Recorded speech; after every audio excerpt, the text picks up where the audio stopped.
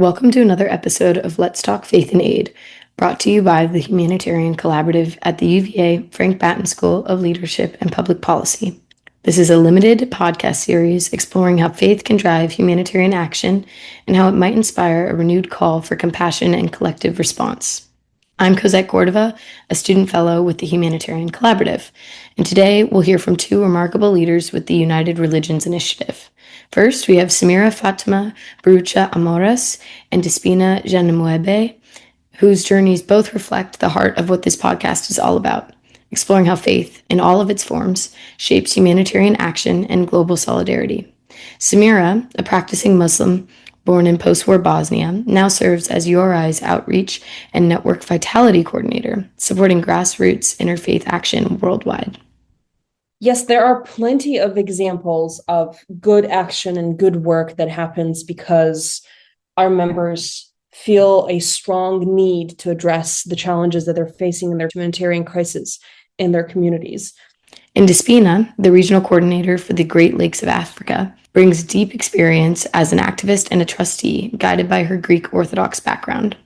When communities face such challenges, they come together driven by their different spiritual, religious, and indigenous traditions to address whatever conflict or whatever crisis is at hand. Today's conversation will be facilitated by Jule Voss, one of my mentors at the UVA Humanitarian Collaborative and former institutional support contractor with USAID's Bureau for Humanitarian Assistance. Together, Samira and Despina's stories remind us that faith, whether rooted in religion, spirituality, or a combined belief in humanity, can move people to compassionate action, build resilient communities, and inspire hope in uncertain times. So today, let's talk about how their experiences can guide us all in reigniting collective humanitarian action for the common good.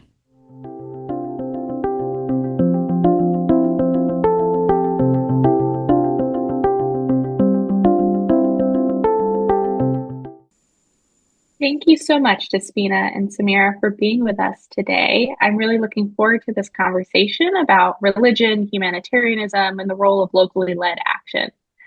To start off, could you share a bit about your personal faith background and how it influences your work at the United Religions Initiative, or URI? I grew up in a family of the Anglican community, so I was born Anglican. And then later in my teenage age, I converted to Greek Orthodox. And that is who I am today, but I'm in an interfaith relationship with my husband who is not Orthodox.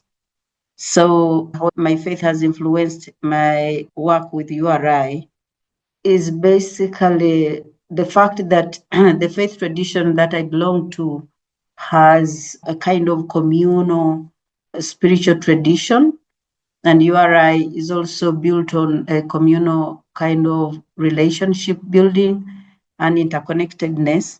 So it became a bit easier for me in a way to be comfortable because we are not so detached by like other organizations. There is a communal kind of connection in terms of individual relationships, but also the interconnectedness of the member organizations. For me, my faith inspires most or all aspects of my life. A bit of personal context here, I think, is needed just to help the audience understand how early childhood events can shape our understanding of so many different things, including our faith and including our space and our role in the world.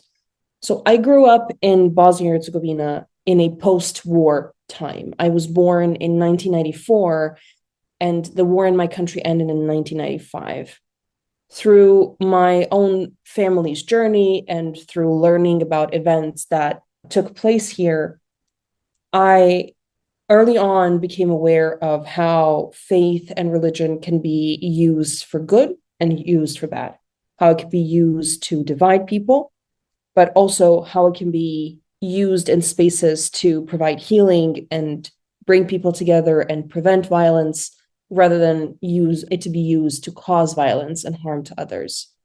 I am a practicing Muslim, and in my faith, there is a strong emphasis on getting to know other people nurturing good neighborly relationship with people of your own faith, but also other faiths. There's never an exclusion in any of our scriptures that says, be good to this group, but do not be good to that group of people who believe. So my faith teaches me a great level of compassion and empathy for others, and it puts a narrative forward that I consider an imperative for me and the way I live, of loving others and respecting others and working with them for the benefit of the whole humanity. And I believe, and through URI, my faith, it feels like, has been complemented by so many interpretations and so much wisdom coming from all of these different traditions. And it's truly making me feel more connected to my own spirituality. Thank you so much, Samira and Despina. I really appreciate the point that you both made about the role of community and neighborliness in both of your faiths, and how that extends not just to your faith community, but to all of those who you build community with, both locally and globally. I know you both have extensive experience working to advance interfaith dialogue and peace-building work. Could you speak to how you see interfaith work connecting with the broader humanitarian system, especially in crisis and conflict settings? Yes, thank you. So what we have seen through URI is that interfaith actors really show up when there is a humanitarian crisis taking place and when there is a need for people of different faiths to come together and make an action. Over the years, we have noticed that in crisis, and I think this is a common sort of psychological phenomena, that people often turn to their faith first when there is a crisis happening. And if our faiths are inspiring us to do good, that means that in the moment when there is a need to address a certain humanitarian crisis, our faith instinct and our belief kicks in to do whatever it needs to be done to support those who are suffering and to preserve human life and human dignity. I would say that through URI, I've noticed that local religious actors and people who are inspired by faith are often among the first ones to provide a response before anyone else is able to, because of a strong connection with the local community. And we believe that by linking these interfaith actors and people who are inspired by faith and humanitarian action, we can provide the bridges that connect people rather than divide, and build trust and ensure that the aid is delivered in ways that truly respects dignity and cultural realities. In the United Religions Initiative, there is the spirit of Ubuntu, an ideology which says that I am because you are. Anything that is looked as a disaster, there is always that concern from the different spiritualities as aligned within the United Religions Initiative. The other aspect is called the Golden Rule, which emphasizes treating the other the way you want to be treated. So anything that happens to someone who is in a situation of crisis is such of great concern to all the membership in the URI. And whether it is women who are gang raped in the DR Congo because of the protracted conflict that is ongoing, or it is the girls who are bombed in Israel, young people who are killed in Israel, or kids who are being daily bombed in the Gaza. The emotions surrounding such can easily be addressed well through interfaith actions, because each one is seen as a stakeholder. Because when such crises happen and when such violences happen, it is not necessarily that it will discriminate who is killed. So when we combine our efforts as faith actors in the URI, each one is going in there because of the conviction that they have. Like there was a flood, a deadly flood in India, and most of our cooperation circles or our members or our member organizations drew all their efforts to ensure that they come together as people of different faith traditions to address the issue, and they were able to offer humanitarian support. When communities face such challenges, they come together driven by their different spiritual, religious, and indigenous traditions to address whatever conflict or whatever crisis is at hand. When people, instead of leaving it to one singular spirituality, because crises and disasters and all these other things don't happen segregatively, but they happen to all of us. So when we use our faith traditions to be the driving force to address such issues, it becomes an easier way of addressing a situation at hand. And that is what URI usually does, working with its members, but also as faith actors in their diverse backgrounds addressing such situations. I love this point, Samira, that you made about local faith-based actors being the first responders, and I think that's really true across contexts, whether it's a personal emergency, a smaller scale fire, or a large-scale humanitarian crisis. I'd love to hear you both expand on some of the examples you mentioned, and if you could both share maybe one experience or example from your time at URI that has most shaped your perspective on locally led faith-based action in these contexts. Yes, there are plenty of examples of good action and good work that happens because our members feel a strong need to address the challenges that they're facing in their humanitarian crisis in their communities. Something that we will be telling our grandchildren, I believe, at some point is the crisis of the COVID-19 pandemic. An example that really comes to mind right now are families in East India who are members of different cooperation circles came together to explore how they could show up for members of their communities who are facing many challenges at the time, losing their loved ones, very often losing the primary breadwinner of the family, and just not being able to sustain themselves because of either loss of life, unfortunately, or loss of jobs and earning opportunities because of the nature of the pandemic that unfortunately everyone around the world experienced from 2020 and in some parts of the world even before 2020. What these families decided to do is create care packages, and most of it focusing on food delivery. And imagine a Muslim family going out to visit a Hindu family and deliver the food, and then Hindu family going off to a Christian family, visiting them either on a regular day, let's say, or on a special religious occasion to bring them joy and to bring them that compassion, to show them compassion that they were feeling for them. And they called this project Pearls of Compassion. So they were able to visit them and not only deliver care packages, but exchange information and engage in dialogue and conversation that illustrates further compassion. And when I spoke to my colleague who was in charge of supporting this project on behalf of URI, he said that there was no situation where people would just come and drop a package and then run away.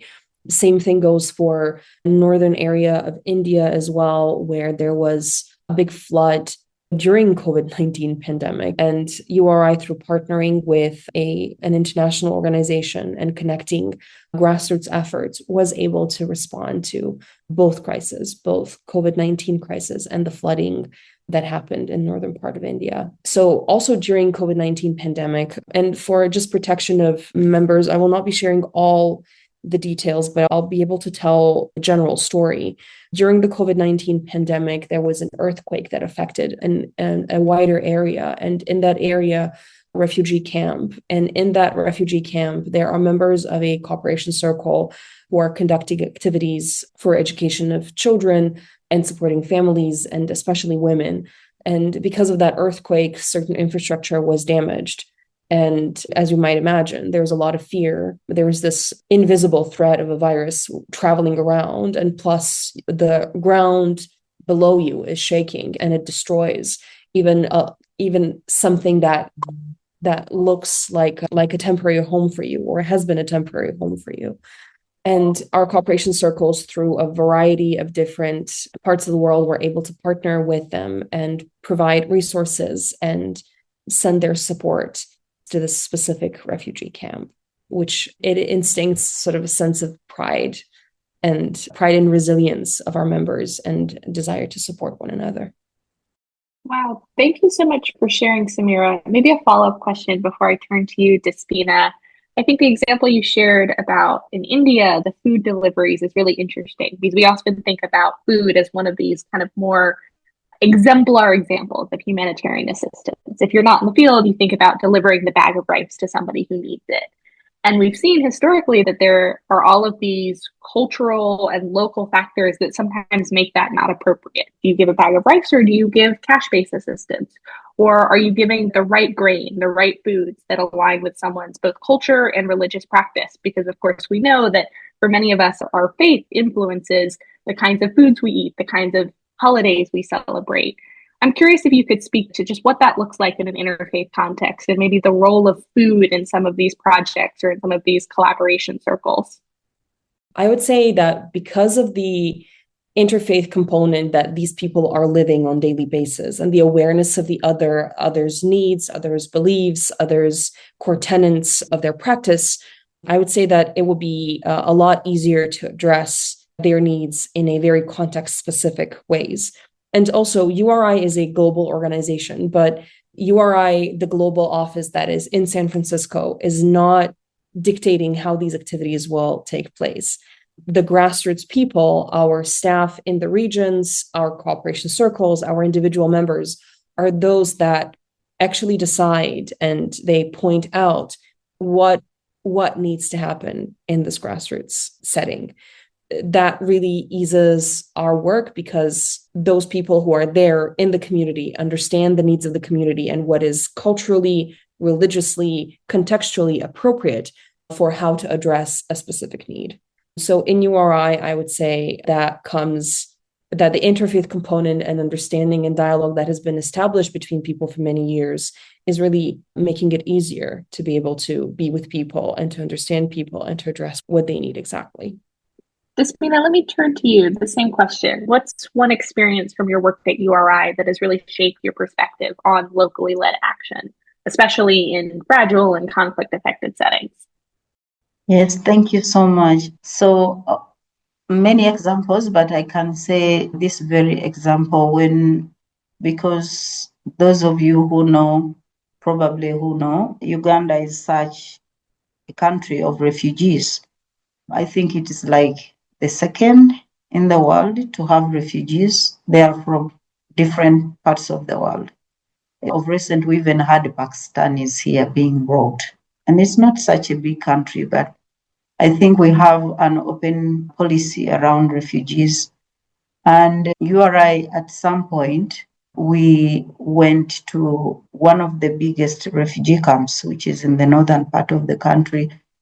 And we decided to go with the people of different religious backgrounds to pray, but also for humanitarian aid. So we collected from clothing, from well-wishers to food and day-to-day necessities, and we went to northern Uganda. And for the first time, people were able to congregate knowing that at least their faith tradition is represented, because we had different religious actors from the different religious backgrounds, from minority to big faith traditions. So after the prayers, we realized that much as we take the humanitarian effort, support, equipment, we needed to advocate more for the refugees to have where they can plant and grow their own crops. And we knew that we were dealing with the psyche, which they appreciated, by the way, because to them, either you are forced to pray in a faith tradition that is not yours, which you are not happy with, or you don't pray at all.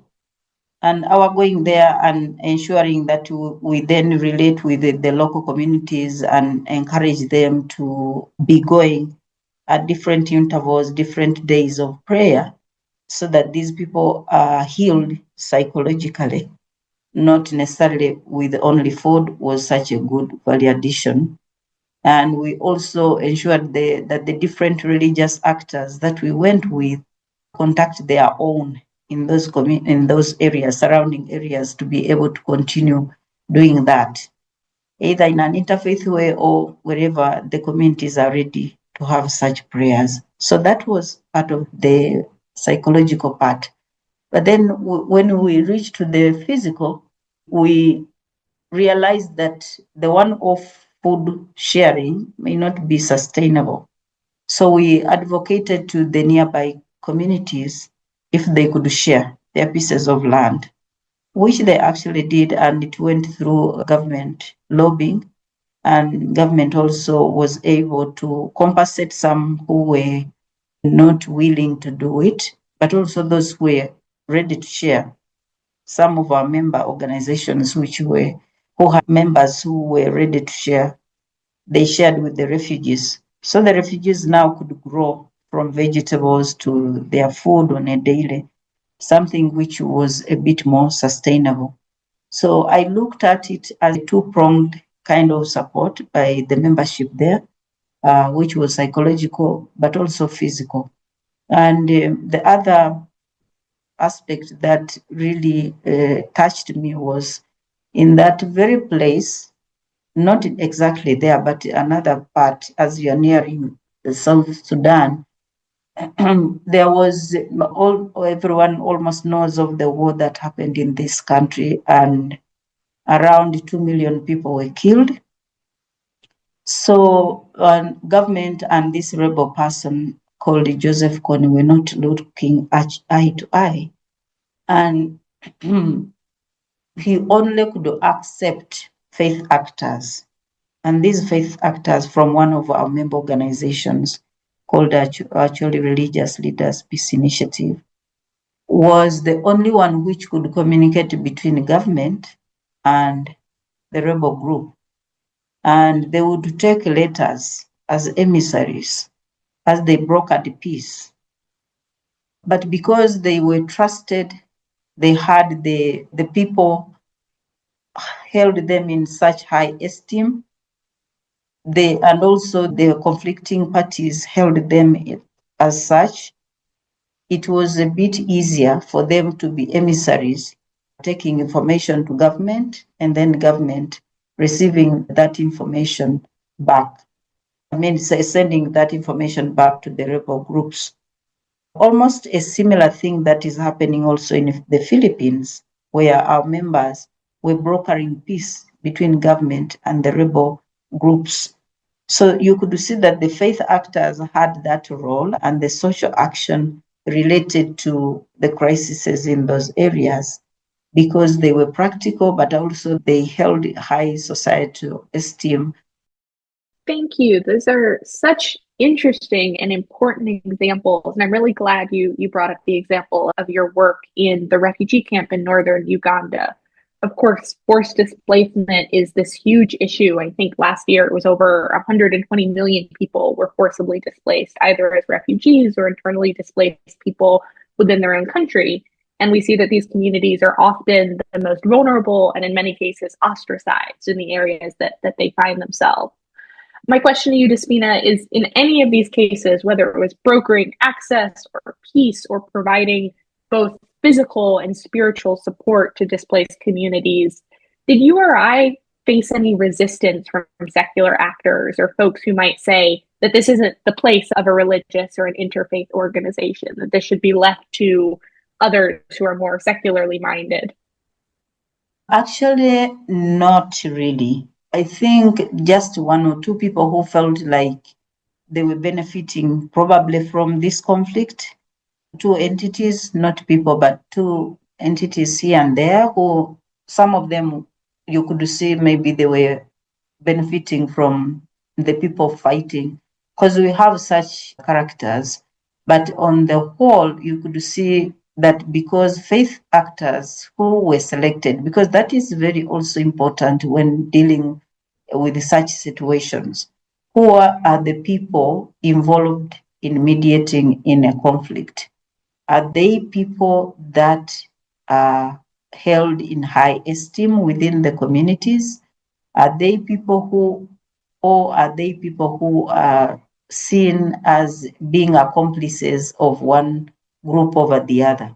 So the more they present a neutral face or a neutral outlook, the more people will trust them. So the people who were involved in this, the faith actors that were selected, they were not simply randomly selected, they were strategically selected.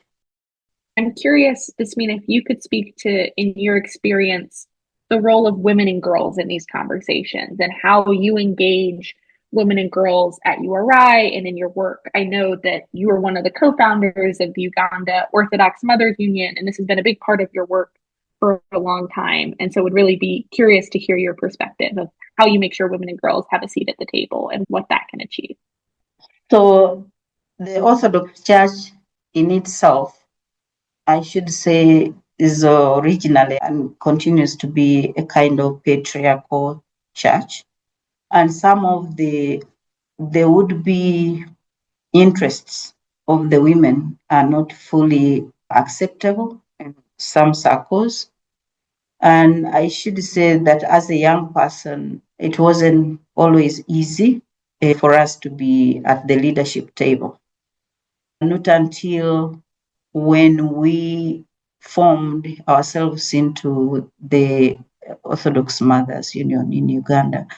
And through that coalition, it became our voices then became noticeable to the leadership, to be able to be given a space, of course, outside of the church to do certain activities and practice the way we wanted to practice, and also address social action issues without necessarily seeking the permission of the leadership. And for me, I looked, because I also grew up in a polygamous family, and the culture that I grew up in was looking down on a woman, and it was a lot of support to the boy child than the girl child.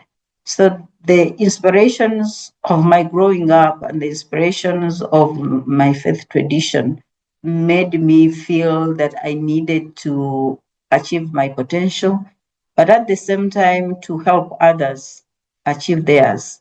And that is one thing that I've dedicated myself to doing, especially in the African context, even going into the different countries. When I had a tour going to DR Congo, Rwanda, Burundi, South Sudan, and visiting all these women who have gone through conflict, ensuring that there are also young women in those spaces so that their voice can also be heard, and ensuring that there is a mentorship that is continuous for young women to be given the leadership positions, but also giving them a chance of participation in other spaces which are not necessarily their own, and encouraging them to, if they want to make mistakes, but not looking at those mistakes because I've ever done them myself, but allowing them to grow into those mistakes when they make them.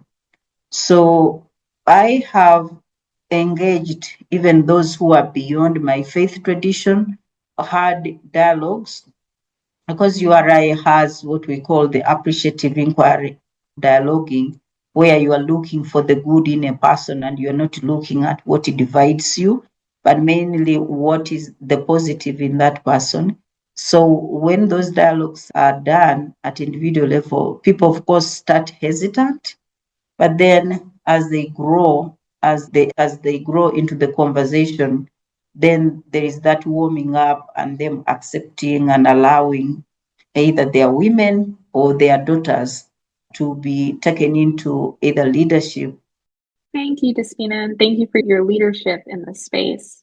Samira, a similar question to you. How do you engage young people in this work? Well, by giving you an insight into how I started doing this work. I was a teenager, early teen years, and growing frustrated with a lot of things related to my community.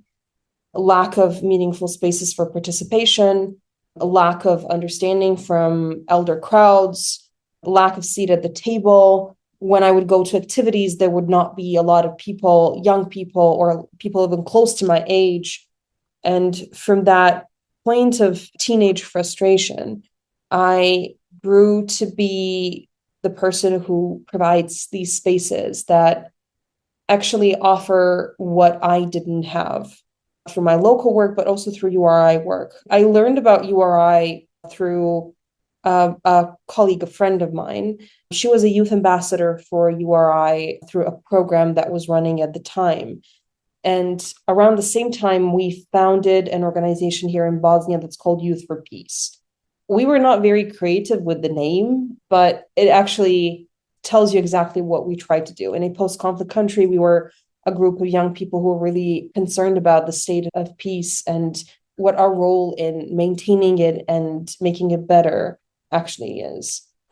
So that experience where I felt like I didn't have enough space to engage. I felt like I was tokenized by being the youngest person in the room and being given tasks of going to, having to fetch water or coffee for people, or being the tech person, as often young people become in these spaces. I started to work on providing exactly that for young people around me. Right now, the organization that I run together with my colleagues here in Bosnia has over 50 young volunteers who do activities in their local communities, who engage in non-formal education to improve their own skill set and to be able to offer to their communities exactly what their communities are in need of, whether there are public advocacy campaigns or educational content, training, whatever it might be. And that spirit traveled with me to URI as well. My role at URI is not only to work with young people, but together with other colleagues, Despina as the regional coordinator and other regional coordinators and other global support office staff, we work hard to provide young people at URI with spaces that are designed for them, where their seat at the table is guaranteed and they do not have to ask for it. Providing spaces for intergenerational dialogue, which is incredibly important if we want young people to be able to engage with people of different generations, to learn from the wisdom and experience that exists. And it's a great process to be able to be a part of, both personally and professionally. On the local level, I would say the youth landscape, when I started, was a lot different than it is now. Now there are so many opportunities to volunteer. There's so many opportunities to contribute to your community, to engage in different type of advocacy, to seek political office, to have your own organization, and to run programs that are needed in your community. Here's one example of what a global network such as URI can do for young people. So when I first started to work for URI in 2019, I got to know a colleague from South Africa. Her name is Sarah, and she works for URI, but she also has a cooperation circle in South Africa. And we came to an idea of organizing a joint session of like a listening session, let's say, for our group from Bosnia and our group and the group from South Africa. On the surface level, these two groups are facing completely different contexts. One might assume that we have absolutely nothing in common. Through that dialogue session and that listening session, we managed to discover quite a few similar points that needed intervention, and we were able to share experiences and good practices and improve our work because of the connection that was made possible through URI. As we start to wrap up this conversation, I want to ask you each one last question to leave our listeners with some reflections. As you know, 2025 has been a really pivotal and challenging moment for the humanitarian sector and for the international system writ large. What is one lesson that you think we can learn from local faith-based actors as we work together to chart a path forward? Many faith teachings, including maybe Christianity, Islam, Buddhism, Taoism, all these faith traditions, preach about supporting those in need and especially in conflict. These faith actors are actually favored by elements that can help us in dealing with issues of humanitarian response, in my view, because of the fact that they are so well structured from grassroots to policy levels, meaning that it is easing fundraising and information flow, because the challenges of the current situation are mainly around fundraising, the shrinking donor space, and the dislocation of finance flow that each one of us has faced. So the fact that faith actors have these well-structured communities, it becomes easier to address such issues. But they are also statistically strong in terms of membership, meaning that the information can be shared by many, and the fact that they have traditions and values therein which are not questioned. And I see many communities here, when they put their effort to getting resources, either from their membership or those who are not necessarily their membership, that they are able to do that. So the role is very important of faith actors and how these can collaborate using their own structures and the numbers therein, especially in addressing the challenges that we are facing as a nation and nations and society globally. Also because the fact that they are sustainable, they have sustainability. Other structures can be dismantled, they can be discontinued. For example, we see an important institution that was global in terms of support, like the USAID, is no longer in existence. Faith institutions, faith actors are still there, and they can continue to use their own institutions to support and to be able to sustain livelihoods and any social actions that other people may be in need of.